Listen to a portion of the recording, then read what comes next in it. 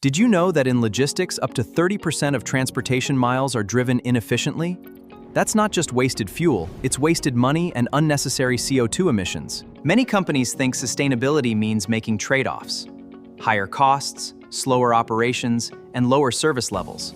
But that's not necessarily true. Optimization looks at the problem differently. Instead of optimizing for only one objective, it balances cost, service, capacity, and sustainability, all at the same time. For example, an optimized routing plan can reduce unnecessary miles. That means less fuel, lower transportation costs, and fewer CO2 emissions. In manufacturing, optimization reduces overproduction. It makes better use of resources and minimizes waste. It helps companies consume less energy while still meeting demand. And in supply chains, it positions inventory where it's actually needed, reducing unnecessary shipments, avoiding expired products, and cutting excess inventory. Different operations, the same principle. Better decisions naturally lead to more sustainable outcomes. That's why sustainability shouldn't be treated as a separate initiative. It should be part of every operational decision.